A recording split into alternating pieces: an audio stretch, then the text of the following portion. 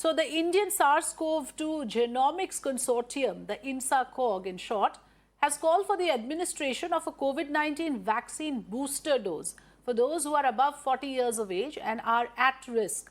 Informed, as per the official statement informed to us, the body in its bulletin on the 29th of November has said that those who are above 40 years of age and at high risk or high exposure may be considered as a priority for the booster dose. So that has now ignited a new debate, a new narrative on whether it is time to introduce the booster dose. Genomic surveillance will be critical for early detection, according to this report by INSA-CoG. And what we also understand is that monitoring travel, contact tracing, all of these things need renewed focus. It also begs the question now, like I said, is it time to well and truly think about introducing the booster dose? Is the current set of vaccines sufficient to protect us from the new variant? Let me introduce, joining us on the show, Dr. Yatin Mehta, who is also the chairman of Medanta Institute of Critical Care. Good evening, Dr. Mehta. Good to have you on my show again. I'm going to come to you with some important questions, but let's first listen in to the inputs that we have from earlier today from Dr. Anjali Coetzee, who's from the South African Medical Association. She's the chairperson. She talks about how this variant was detected under her supervision and how she was the one who first spoke about this variant and the world got to know about it later. Here it is. So, if you look at the mutations, it's got more than 30 mutations. It's very different from the Delta or the Beta variant with the mutation, is that your PCR tests will be able to pick it up. Your rapid tests will be able to confirm that you've got a COVID. And if you look at the clinical symptoms and that clinical symptoms is mild but not the same than Delta, then you can safely assume it's Omicron. The Omicron would mostly be what we call malaise and fatigue and a bit of lethargy. So in better words, it would be body aches and pains. My body is sore, I've got sore muscles and I've got a headache. Some of them have got quite a severe headache or complaining of a severe headache and tiredness, but none of them, and this is a difference, none of them will come and sit in front of you, say, I've got loss of smell, loss of taste, got a severe blocked nose, or doctor, I've got a severe temperature. So the symptoms, as Dr. Coetzee was saying, is very different this time for those infected with the Omicron variant. And therefore, she talks about how this time the symptoms are mild. There is nothing absolutely alarming about them. Let's quickly listen in to the kind of roadmap that India is now considering. Mansukh Mandaviya, Union Health Minister, spoke in the Parliament earlier. Let's listen in. At risk country से आ रही flight की सभी यात्रियों की RTPCR testing की जा रही है। अभी तक आई कुल 58 फ्लाइट से 16,000 से अधिक यात्रियों की आरटीपीसीआर टेस्टिंग की गई है, जिसमें से 18 यात्री आरटीपीसीआर टेस्टिंग में 18 यात्री आरटीपीसीआर टेस्ट में पॉजिटिव पाए गए हैं और इन सबका जीनोम सीक्वेंसिंग चल रहा है ताकि यह सुनिश्चित किया जाए कि इनमें से कितने का वेरिएंट ओमिक्रॉन है या नहीं। Dr. Mehta, first on the point that was made by Dr. Coetzee, that this time the symptoms are absolutely different, and that is what actually first struck her when patients came in with COVID positive, and then she realized the pattern is very different, and that got her thinking. Now, what exactly do you think we should be wary of at this point of time with regards to the symptoms that you would have heard about from patients abroad so far? There are 2 cases in India. We don't know their exact status. It's not been released. But from your understanding, sir, from the overall global perspective, how severe are the symptoms? Afrida, actually, the symptoms are not completely different. There are certain classical symptoms which we saw in the Delta wave, the second wave in India, like loss of smell and loss of taste and severe ARDS. They were not there in this time. But body ache and fever and all, they do happen in any COVID-19 patients. Okay. That means basically the symptoms are milder symptoms. They are not severe symptoms or disabling symptoms.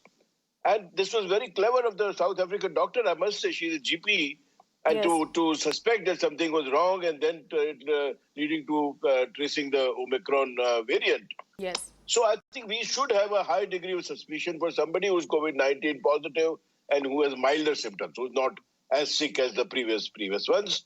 And anyway, at the moment, the way things are, I think any COVID-19, we should have a high degree of suspicion because it's not necessary. If you remember, when we started having COVID patients, the first initial patients were from outside India. You know, they were Keralites who had come from outside India.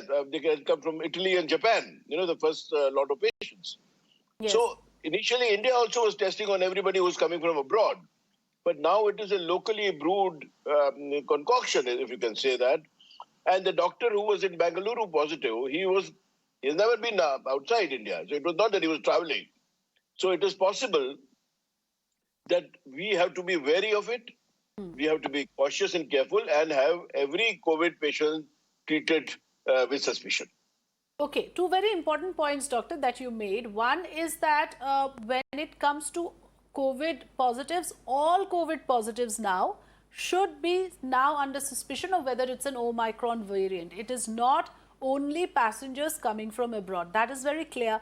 The other issue that I also want clarity on is that since you mentioned this patient who, COVID positive patient detected who turned out to be infected with Omicron variant, has not traveled anywhere. So what does that say about the spread of this variant? Because there are other countries that have reported cases. Not all of them, or in fact, hardly any of them could have emerged only from South Africa.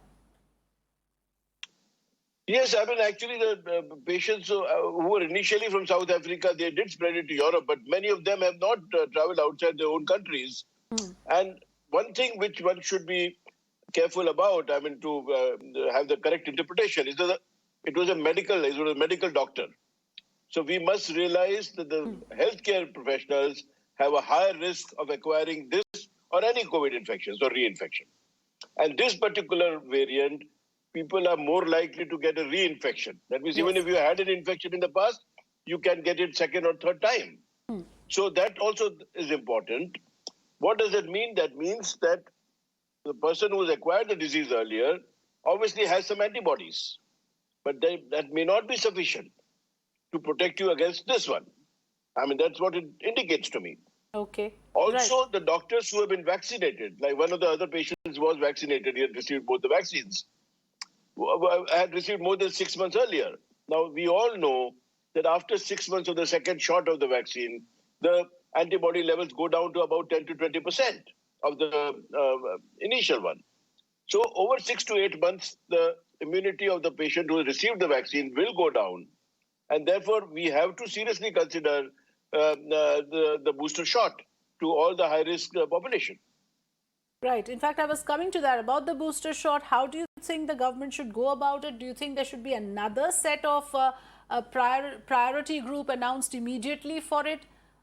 In fact, Covishield has applied, or Serum Institute of India has applied that Covishield may be allowed to be used as the booster dose now. And the other group of experts have also said that it's high time for people 40 plus to take the booster shot. See, Afrida, I would like to point out two things about this.